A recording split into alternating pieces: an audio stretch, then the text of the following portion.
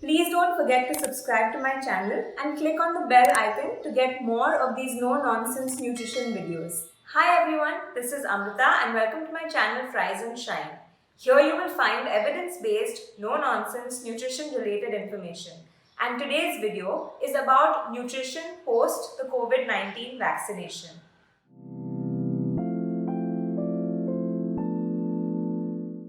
It's amazing that there are already so many vaccines available that seem to be working. And while it may be frustrating that not all of us have access to them yet, there is hope, and soon, hopefully, we'll see the overall number of cases reduce everywhere in the world. Just like a lot of other vaccines, the COVID-19 vaccines seem to be having some side effects too, and these do differ from person to person. Some of the more common ones are fever, body ache, general weakness, sometimes even nausea. Now, while these symptoms are generally short-lived, about 1 to 2 days, they do seem to impact appetite and the ability to eat. And it is really important to eat, especially during these 1 or 2 days when you're feeling so low, because the food and the nutrients are going to help your body recover from the vaccine and give you strength to kind of fight all the side effects that you're feeling.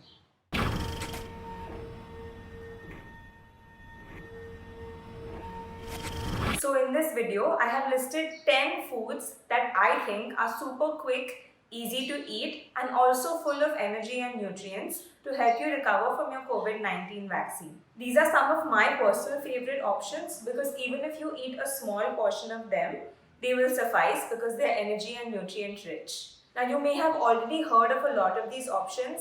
Some people package them in special diet plans, foods to be eaten at specific times in the day.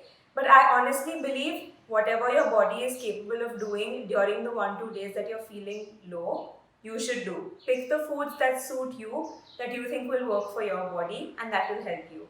The first option is a fruit smoothie or a milkshake. This one is pretty easy.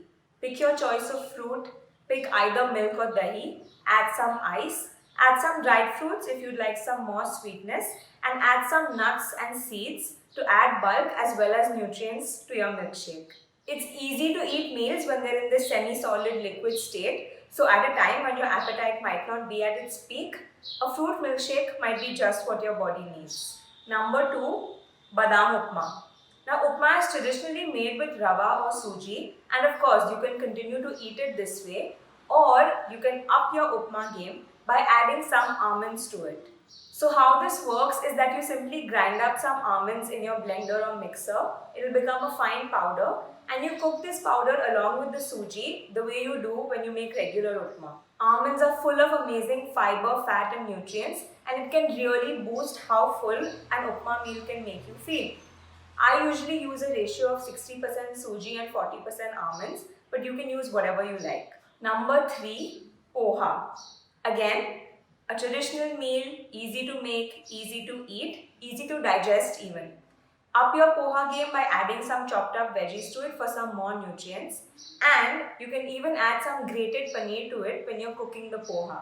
The paneer adds a component of protein to your meal which will make you feel full and add more nutrients also. Remember, squeeze some lime over your poha to get maximum iron out of it when you're consuming it. Number 4, dahi rice with some tempered spices. Easy peasy, no-brainer. A lot of us already go to this meal when we're feeling low or unwell. You can just make sure that you're adding some tempered spices on top of your dahi rice. This gives some really important essential fatty acids which will help with anti-inflammation and will help support your immune system once you've taken your COVID-19 vaccine. Number 5, dal rice or khichdi with ghee. Again, both of these are age-old, tried and tested options. You can ramp up your dal rice game by adding some chopped veggies and adding a spoonful of ghee on top for some added energy. Number 6, juice. This is one of my personal favorites and it's basically just a savory option of a smoothie. So choose whatever vegetables you like, crush them up, add some cashews for added creaminess. You can also grate some paneer in your soup, add some chicken, add some cheese for flavoring, add whatever spices you like and top it with nuts and seeds too if that's what you like. All of this will add nutrients, add energy, and again because soup is liquid, it's easy to drink, easy to eat and it's super quick and full of nutrients. Number 7, fruit and nut butter.